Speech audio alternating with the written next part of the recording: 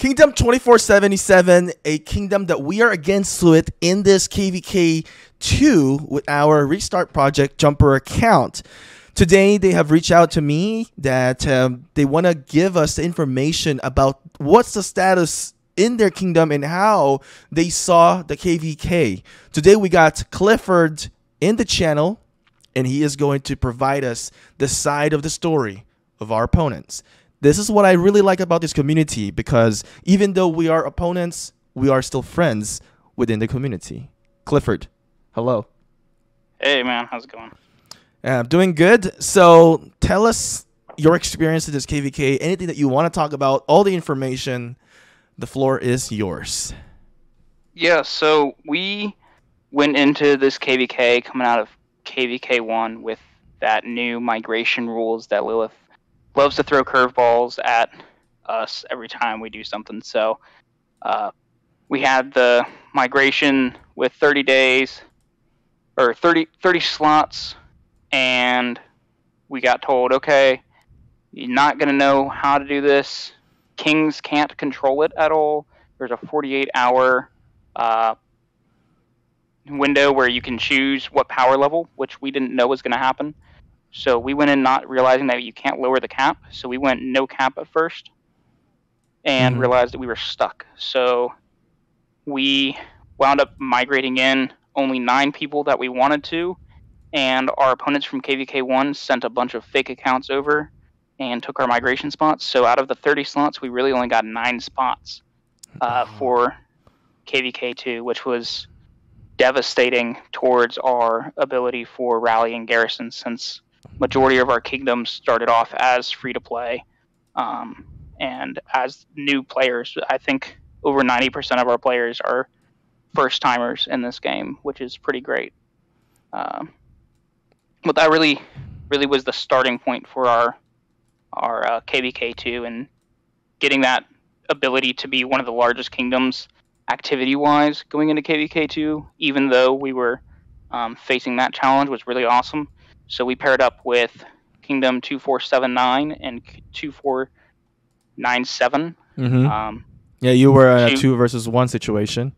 Yeah, we were landlocked between 2488 and 2489, which they were the only 2 kingdoms that I know of in our bracket that were actually able to get a full 30 of their actual members in, which I'm very envious of them for. I need to figure out how they actually did that, because I want to know how to do that for the next one.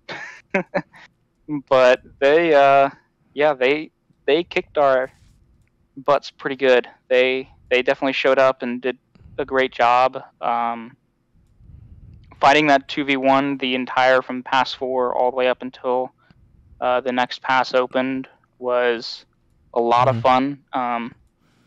Our main recruiting tactic was that this kingdom was going to come out, and we were going to take a super hard KVK for KVK2, since KVK1 we didn't get to do any fighting really, and we got to do that. So we I sent you over that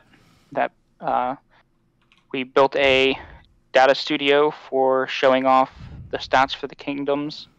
I see. So let's take a look into this one. I have a question for you, though. We talked about, me and Sauce talked about how the migration have really impacted, this KVK as well. Now, there's two scenarios that I want to ask you. First scenario, what if you had all the migrants that you had? Would you be able to fight 2 versus 1, you think? Or it would still be difficult? Now, I'm not trying to play in with, ego and stuff in here. Just, the reality. Is it possible that your kingdom might be strong enough to handle 2 kingdoms at once with the migrants? And second of all, if, let's say, it was a 1-on-1, either 88 or 89, who do you think your kingdom could have handled in a 1-on-1 situation with your current status? So that was something that we discussed internally in our war chat, was if this was a 1-on-1 situation where if myself and our other main garrisons that we were bringing in had actually gotten into the kingdom, would we have been able to take on people like Arvix or the Korean group from 1468 that migrated into 2488? And when we discussed, we looked at our trades between the two because we tested it a couple times. We'd push out from one side to test 2488's solo fighting, and we pushed out from 89 side to test their side to see which side we had the best chance against in our situation. And we realized that 2488, even though they had more activity, fighting Arvix's T5 marches was not happening for a KVK2. I mean, it was, you get hit by AoE at, because majority of our players averaged 16 million to 22 million power within our top 500. That was like the majority set there. And you walk into an AoE of a VIP 18 walking around with 350,000 troops of T5 with max gear, with full crit, with daggers and all the accessories. I mean, it's like a one shot and you're done. It was so overpowered. It was ridiculous. It's really unfair. It was very unfair. It was fun, and it was a good challenge to really eye-open for me, because I've been fighting with T5 since Kingdom 1254 opened almost. And it was really eye-opening for me, like going back and playing as pretty much a free-to-play player at 15, 16 million power. And because I can remember leading other kingdoms or being an R4, R5 in another kingdom and hearing players say, oh, well, fighting T5 is just too expensive and I'm just dying immediately. And I'd always in the back of my head be like, no, you're not dying that fast. And now actually living that experience again and like reminding myself, hey, this is how it's actually like fighting at this power.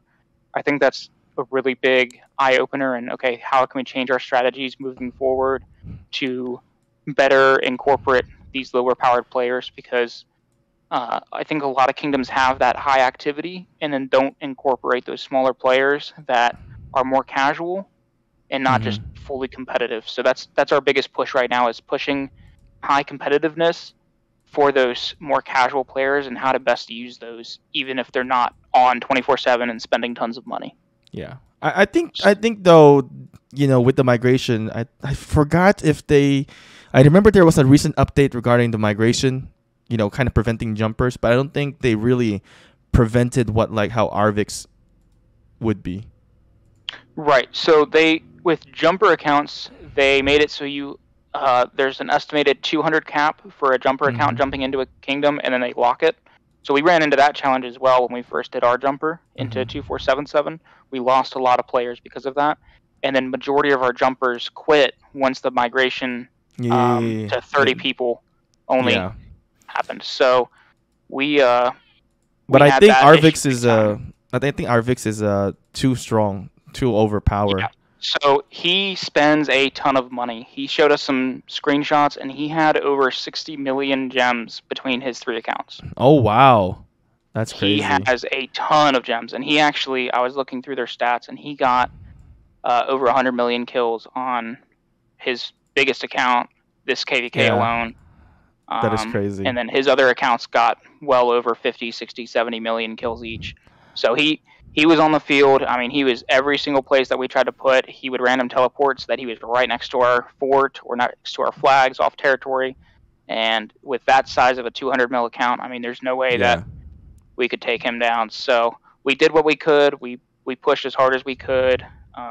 We fought pretty much every single day up until that second pass opened, and then we got shut down. So would it have been nice to be able to pull that off, even if we got our migrants in? I would say it would have been a closer fight, but I don't think that even with our other migrants, we were not bringing in anyone that size. And I don't think we would have been able to take out him, even with other migrants coming in. I think it would have been a lot closer of a fight, but I think it's still, I mean, even with a T5 account, he was shredding marches. So it's almost like not even worth it to do it really to fight something like that. I'm a guy that I love like a little bit, some sort of fairness. So this is why I kind of agree with all the migration changes. I think if I remember Season of Conquest players, they cannot just come in now into the the early kingdoms, and you have to wait till Season of Conquest because really with this type of imbalance, what Arvix, as much of of course he's a good good whale, but he's fighting at a huge advantage towards to many players. Oh, insanely, yeah. In this KVK. So I mean, like, if he's actually fighting in our type of KVK in my main account, he wouldn't be as powerful, as how he is performing in this type of KVK. That's just one thing I want to mention. I think there should be a little bit of fairness, hopefully more in the future, because it's really not fun for many of your players. Maybe some of them were new players as well and experiencing such a huge disadvantage for first time playing the game. Because when I first played the game, it wasn't like that. My KVK 1 and KVK 2 was fair. It was absolutely fun. And I feel sorry for the players who are new and didn't get to enjoy what I enjoyed back then. Let's talk about the stats and, discuss this. So I'll let you lead. I'm looking at this KVK2 Cross Kingdom stats. We do not have 2488, so we're just not going to talk about. We can talk about them a little bit, but let's talk about what we got here. Yeah, I can give you a rough estimate for what 2488 is going to look like, but I can't give you 100%. I can just kind of gauge it off of what I saw fighting against them and seeing them fight in other areas. Primarily, 2488's role was to defend us. Keep us locked and busy while 89 helped everywhere else. And then once they got over to where 79 and 97 was, then 89 came back to us once they gave up. And that's when we just sealed off. Yeah. People did not want to fight Arvix, so we were just like, all right, if you guys are done, we'll be done. That's a smart thing to do. That's a smart thing to do. So... And you saw in your last video, you shared our mails saying, "Hey, it's time to go back and recover." We put in a good fight, so we were very proud of our people when we took a survey afterwards, seeing where everybody was at, gauging like, okay, if we went back out and fought more, would you guys want to? Are you guys happy with your experience? And a lot of them, especially the new players, their main concern was, are we going to have to fight someone like Arvix again? Because that made them want to quit because it just wasn't fair to them, which kind of hurt me personally because I love this game a lot, and my favorite thing to do is teach people how to play it, and them not wanting to play because of someone like that, it's heartbreaking, but totally understandable, and I'm glad that he has the fun that he does doing it. A little envious of it, but I mean, that's everybody's got a different play style, right? So but the stats wise, you can see not in any particular order, we've got our kingdom, we've got 2479, we've got 2489, 2497, and of course yours truly 2500. And you can kind of see where everyone fell in that. 2489 obviously taking the lead with those kills. I think Arvix took that's mostly Arvix probably. Yes, if you take out Arvix's 3 accounts, that drops almost down to ours. So they still did. I mean, even without Arvix, they still did a lot of damage. But then again, they also had a lot of those other T5. They had some pretty intense whales other than just Arvix there. There was Caged was around a lot. Candy was around a lot. I mean, they had some big heavy hitters there that just absolutely dominated the field. I think what Rise of Kingdoms should definitely do is nerf the migrants, like super strong migrants. So, and I talked to VIP chat a little bit, and when this first happened with the migration. And I was like, why not just give the kings the ability to approve or deny people coming in? Because I personally love the idea of, hey, you have 30 migrants. I think that's a great number of migrants to bring into a kingdom in KVK2. I think it's not too many. It's not too little. It gives them enough to, like, if you plan correctly, it gives you enough to say, okay, here's our garrison leads, here's our rally leads to help support the kingdom in its growth up until SOC. You give them 30 migration slots for KVK2, you give them another 30 for KVK3, and by KVK4 you have a well-balanced group who is able to lead the kingdom into SOC for its first time.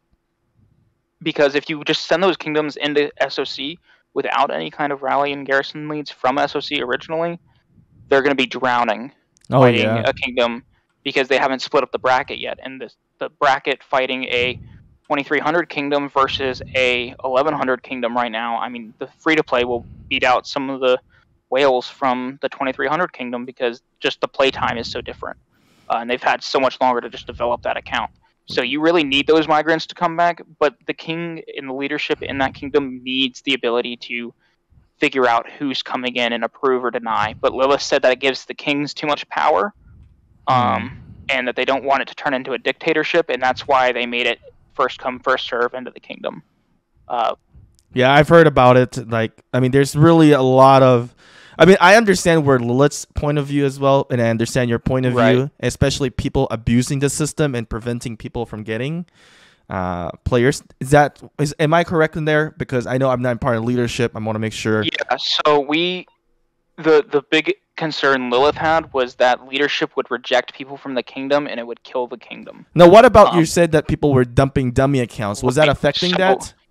Yes, big time. So that's so because we can't approve or reject anyone, people were able to just send a 5 million power account into the kingdom, and that would take one of our migration slots that we would have used for somebody that we actually needed in the kingdom. Or a 20 mil account from SOC comes in, and we didn't know that they came in, and they've taken a migration slot, and now we are down one less rally or garrison captain. So that severely hurts the kingdom over a long period of time, trying to grow accounts, because now you have to grow natives faster, and you're pushing them to do things that they're not trained all the way or prepared for. They might be willing to do it. We've had some fantastic rally and garrison leads stand up that are natives and still learning the game, and hours and hours of training in Discord calls, teaching them things. But it's just not fair to them to put them up against and say, hey, go throw a couple $1,000s down and fight somebody like Arvix, who's super experienced, has all the gear and everything that migrated in, and then get smacked. That's just the amount of heartbreaking after spending that kind of money that some of these guys have done it's just devastating to their morale, and it's not good for them. It's not good for their account growth later on.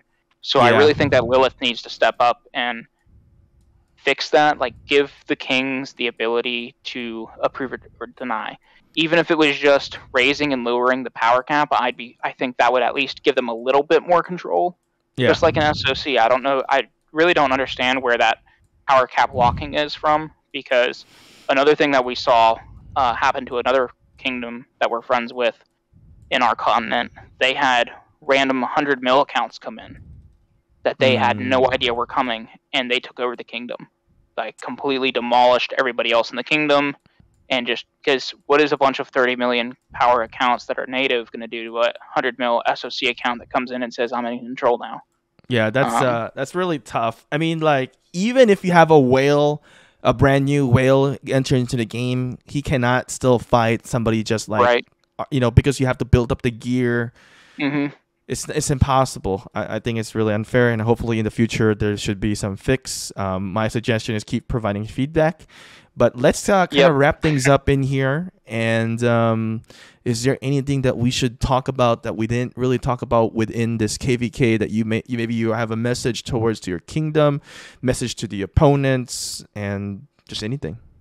It was fun fighting everyone in this kingdom. It was a lot of fun. 2477, proud of everybody that was in that.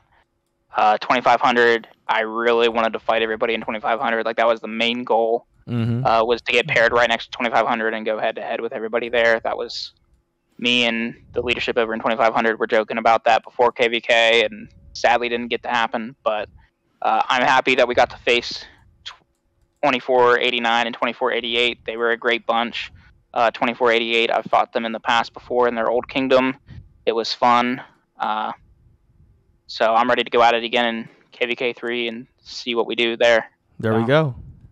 That should be exciting. And I think 2500 would definitely. I'm sure they'll be excited to see what happens in KVK 3. Who knows? In the future, we could be still opponents or allies. But one thing I love about this KVK is that everybody is relatively very friendly and very nice. So we have our ups and downs, but yeah, it's.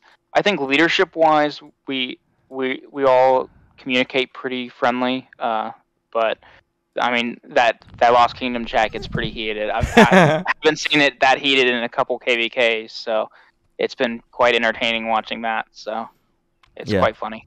That's good though. It's good. It's okay.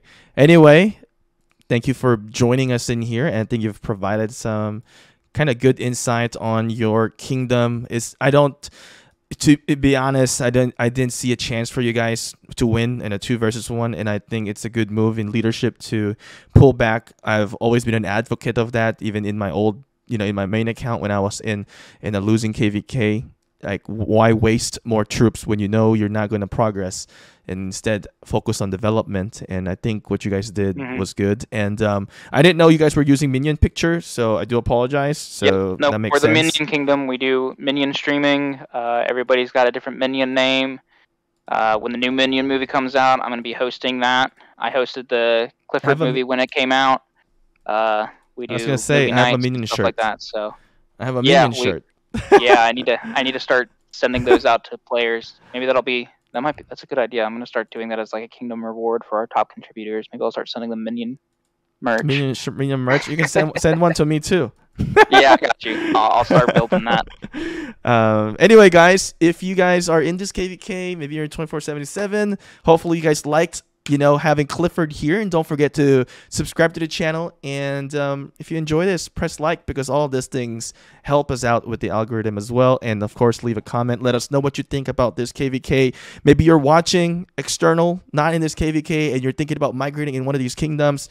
What you saw, maybe you like it, maybe you didn't. Let us know in the comments. And I guess that's it, Clifford. Anything else? Nope. If anyone out there needs assistance, you can always reach out to one of us here in 2477. We're always happy to help, or hunt down one of my other accounts and see if you can find me somewhere in another kingdom. Awesome. Well, thank you for joining me here for the first time, and maybe we'll do this again in the future. I'll see you again. Yeah, for sure. I'm always down.